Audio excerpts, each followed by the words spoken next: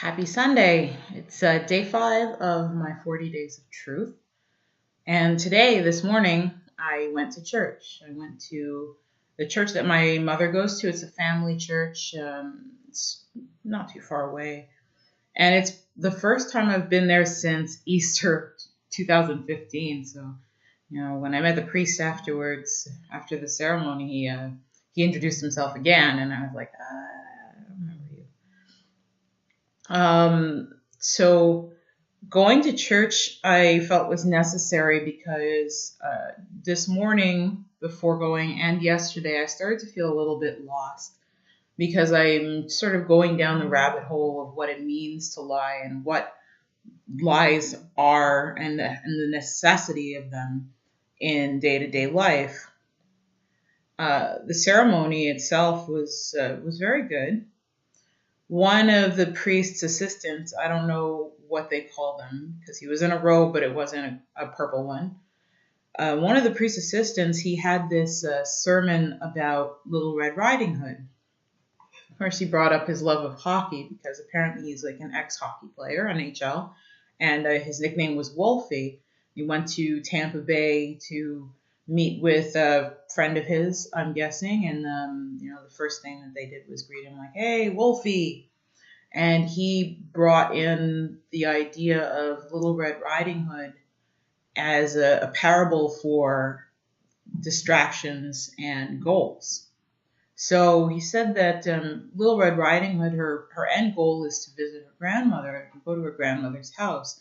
But along the way, she gets distracted by pretty flowers, by all of these beautiful things, birds chirping, frogs croaking, etc. And each distraction takes her off of her path to Grandma's house. And when she finally gets there, actually during this time she's off her path, she encounters a wolf. And the wolf's desire is to swallow her, is to devour her whole, essentially the wolf is the evil that wants to consume her. And when she gets to Grandma's house and the wolf is trying to impersonate the grandma, because of her spirit or because of her faith, one of the aspects that he was saying, she's able to detect that this is actually evil incarnate and not actually her grandmother, and is able to decipher that. But he was talking more about the distractions, and this is what I found very interesting. He said that distractions can take on the form of things, activities, or people. And the distractions are those things that along the way on your path, that along your way to the end of your journey, that say, well, hey, why don't you stop and do this? Why don't you take it easy and just, take part in this? And I think that was a really profound piece of the puzzle of that entire story, in the sense of trying to extrapolate meaning. That these temptations are so much a part of our lives that we end up sort of succumbing to them. We see these things, they're immediate satisfaction, they're easy, they're pleasurable, and we forget our goal, and we just sort of live in that flower space. We just forget that we need to actually end up where we're going.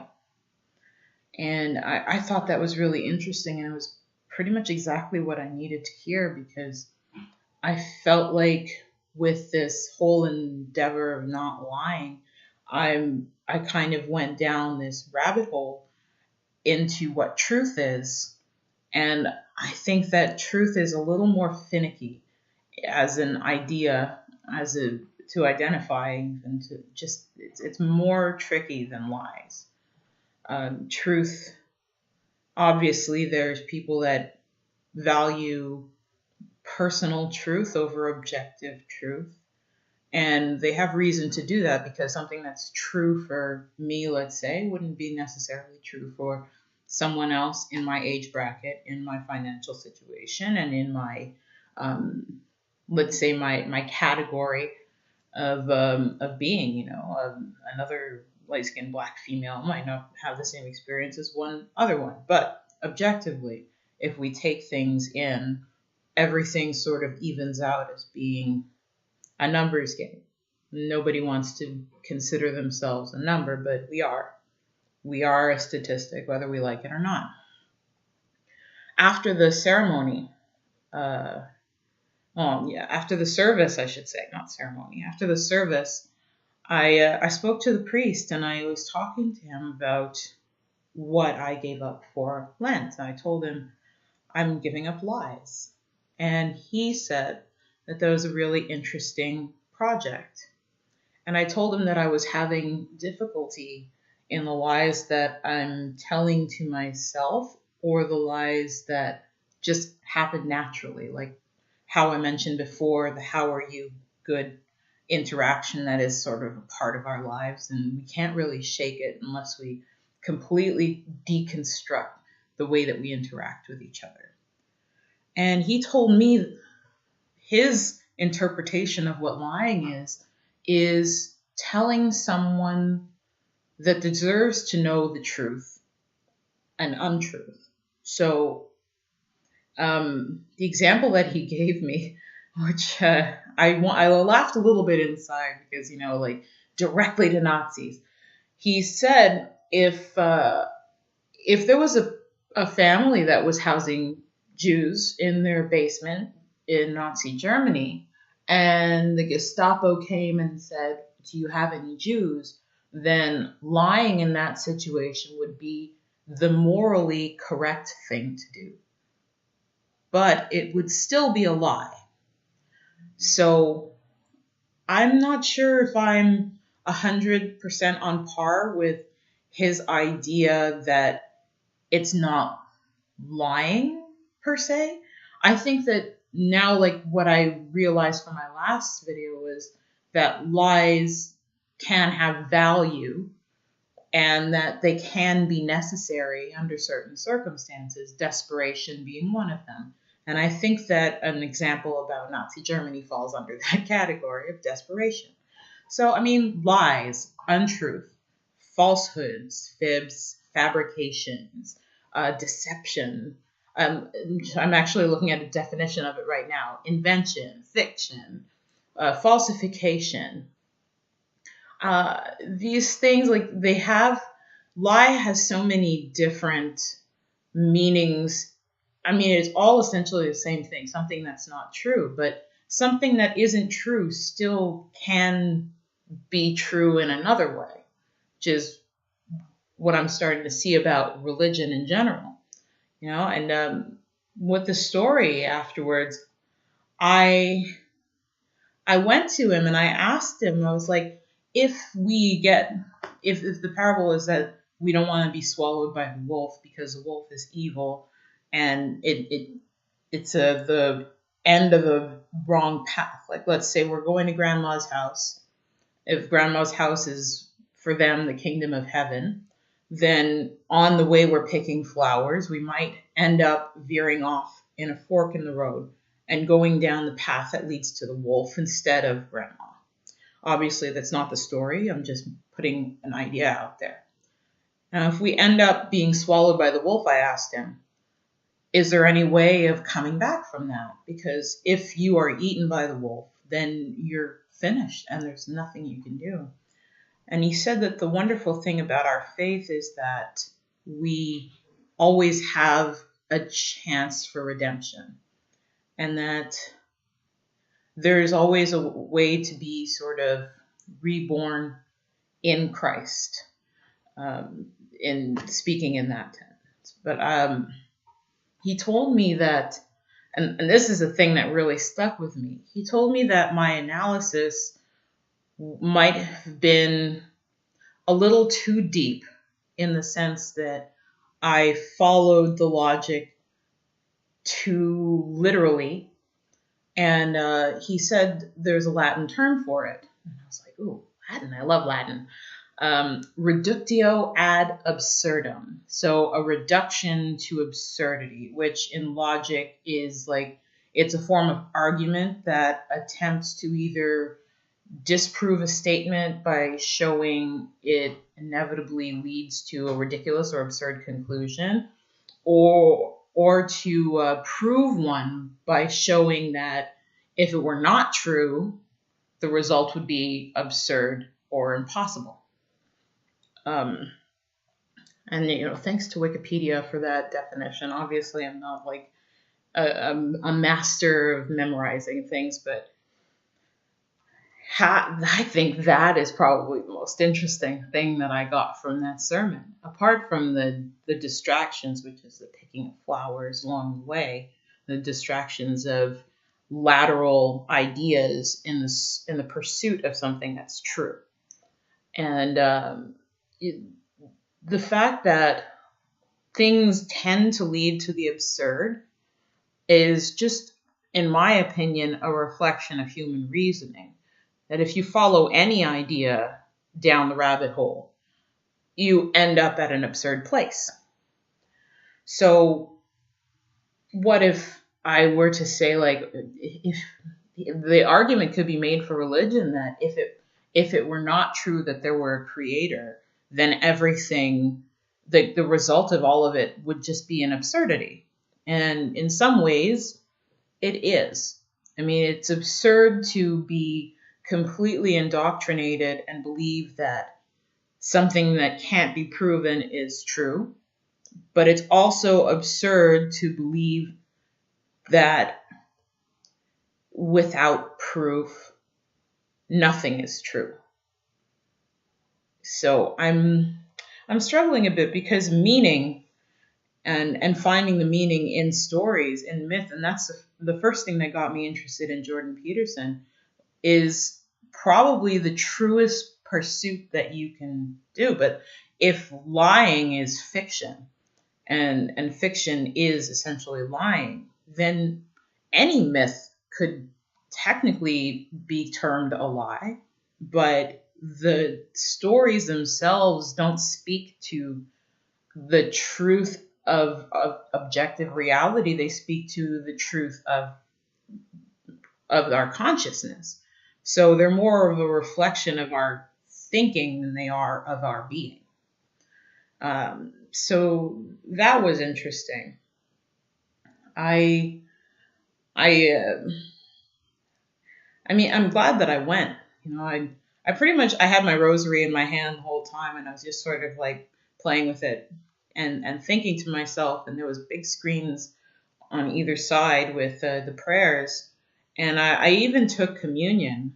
And I was thinking before taking communion, is it a lie for me to go up there and take that dry, foamy sort of piece of gluten and just stick it in my gob and say the words and do the bowing and all of the stuff to take part in the ritual? Was it lying to take part in the ritual? Or was it a practice in finding the truth in that ritual? Because I'm not sure if I believe literally about transubstantiation, but as a parable, as sort of metaphor for being able to sort of give a piece of yourself in order to pay for the sins of many. I'm finding it a little more reasonable than I once thought. And I did take the communion. I took it. And I haven't taken communion since my first communion. And that was over, God, it must be almost 2 decades. And it was interesting. And while the bread thing, not even like a cracker, it's tasteless and it's spongy, and when it starts to melt in your mouth, I don't know, some of you might have had this experience. I just sort of let it sit on my tongue, and I was thinking about it. I was thinking, if this is just a ritualistic thing and I don't take it literally, then it's not lying to partake in this. But if I'm actually giving up something concrete, like lying in any way, then how can I bend the truth in order to suit the situation? I'm not sure on that one. I don't have an answer. And I think that it falls back to that Latin phrase, reductio ad absurdum. I'm reducing everything into a level of absurdity. And I'm really glad that I went to church. My mother was there. We had a coffee afterwards, and we talked about, I guess, about life, all the things that we need to do. My mother she's a very devout Catholic, and she sings in the choir. She goes every Sunday, rain or shine. She walks there. And I feel like it's a really neat idea that there's something bigger than us, whether it's a community or, well, not a community in the sense of people being the same and needing to, not articulating this correctly, but I felt lost before I went to this sermon. I felt like I don't know what I'm doing, and I felt like I don't understand where I'm going with this, and how am I going to have material every day. Everything ends up being this like spiral into meaning of words, dictionary definitions of whatever. How do I define what's lying, what's not lying? And I'm finding myself just picking flowers. I'm just here picking flowers. And I'm not sure what the goal would be apart from the not telling lies. If not that, then it would just be to uncover what kind of lies I'm willing to tell in the future, what kind of lies are necessary. But identifying which things are lies, I think, is the goal. How to be truthful at all times with myself and with other people.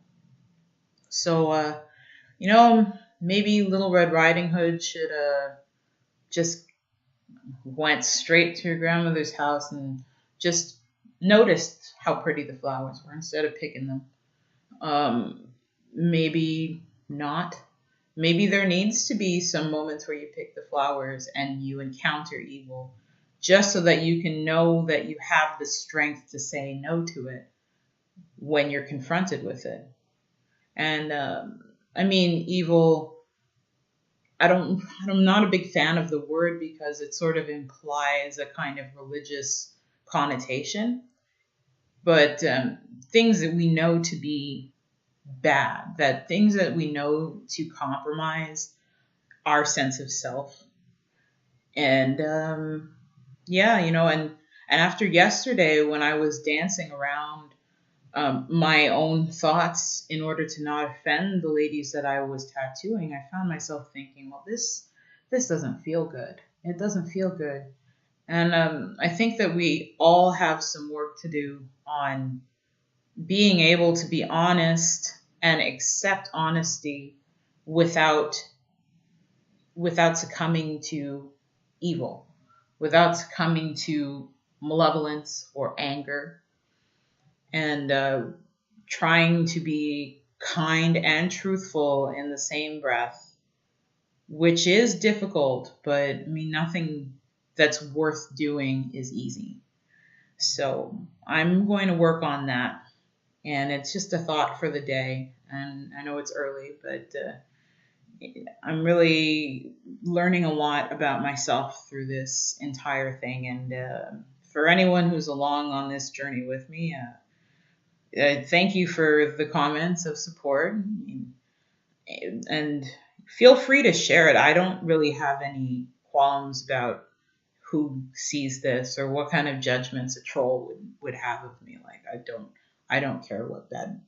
I mean, like, if it's a legit critique, I'm totally up for it. But if it's just to be like, you're a dumb cunt, then it's not gonna bother me. So that's day 5 for me, and I'll see y'all tomorrow. Cheers.